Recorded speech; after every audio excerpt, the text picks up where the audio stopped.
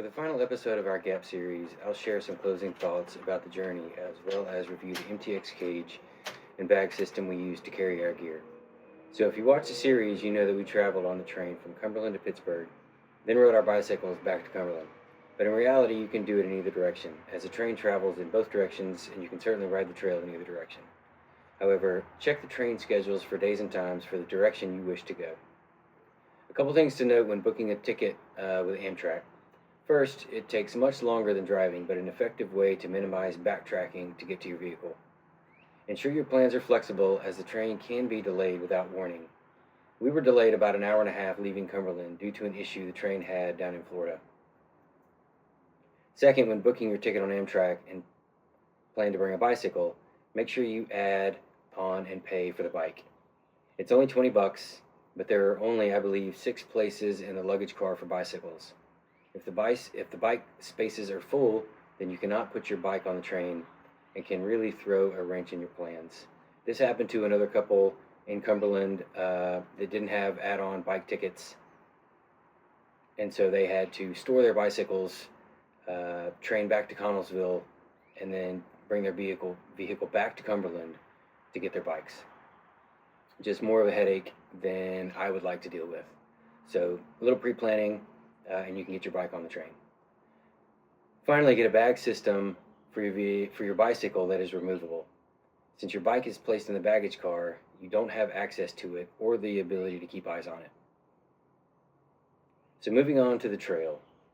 For the trail, early May was a great time to go. The temperatures were pleasant and we only had to dodge a couple of rainstorms. I think we chose the right direction to ride as well, since the grade from Pittsburgh to the Eastern Continental Divide is maybe 0.5% for 130 miles, so pretty imperceptible. But from the Eastern Continental Divide to Cumberland, the grade is almost 2% for 20 miles. While that doesn't seem like a lot, you will definitely feel the difference when riding. In Pittsburgh and Cumberland, the trail is paved, but the rest of the trail is a crushed limestone that is easy to ride on and well maintained. Another cool feature is the ability to rough it and camp along the trail if desired. In all the towns we stayed in, there was a campground to stay at. Total riding time on the Gap was 4 days, with a travel day on the front and back end. You can certainly ride longer per day and do it in a shorter time frame, but 35 to 45 miles a day was very comfortable and fun for us. Additionally, the halfway point on the Gap is Connellsville. The train stops in this town, which will reduce its distance, but still be an enjoyable ride. So next I'll move on to talk about a couple of the features of the Topeka MTX cage and baggage system that we used to store our gear. Overall, I was very pleased with the baggage system that we decided to go with for this trip. So we did Topeka, the company, with the model being the Quick Track MTX, both bag and cage system. So for the cage mounting system, it very much matters brake type and tire size. So make sure you know your the brakes you have on your bicycle as well as the tire size, because that matters getting the right cage to fit. And then the bag, there are several different bag types. We went with this one that can clip on and off, so it made it very convenient for not only the train travel to take the bag off, but also staying in the Airbnbs, be able to just slide this thing off and take your gear inside. So it's pretty simple. It simply slides on, clicks into place, and then it's secure. And then you can, on the reverse, slide it off and be able to take that bag anywhere you want. So the other cool feature is on both sides, it's got a saddlebag type thing to open and be able to hold more gear.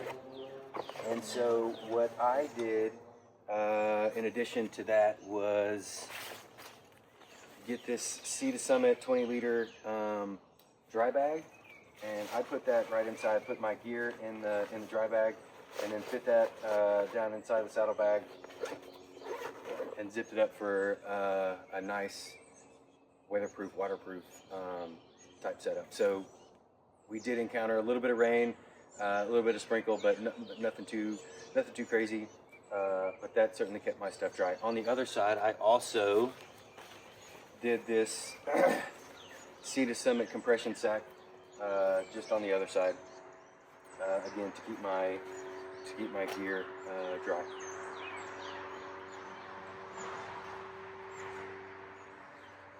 So the other thing with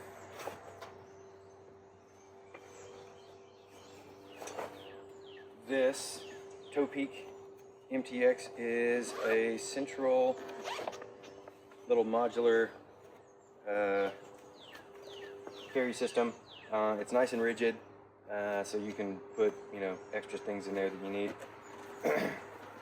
as well as a little compression on the top. So I put my rain jacket here on the top for quick access to it, encountering sprinkles and rainstorms. And then on the back side, an additional water carrier. So for the bicycle as well, I also have this front fender, which worked really well in some muddy and kind of wet conditions. Kept myself and my bike relatively clean, because that fender was able to catch that dirt and grit and water and stuff that the tire kicks up. I did have a fender on the back as well, but I had to take it off because of the cage. But the cage and the bag pretty much do the same thing as the rear fender. So all of our stuff, besides the fender, came from REI. We like REI. We shop at REI quite often. So the Topeka cage bag, Sea to Summit bike, pretty much everything besides the fender came from REI. So that was a good setup for staying in an Airbnb or staying in a hotel or something like that, a hard structure. So if we were going to camp, I would have to rethink, kind of how I would set my gear up on my bicycle. So a few other people I saw on the trail had all kinds of different setups. So they had a cage type system. I don't know what kind it was, but just with a mounting rack, and they just had dry bags mounted on the side that you could take on and off. I also saw a front mounted kind of dry bag, saddle bag system.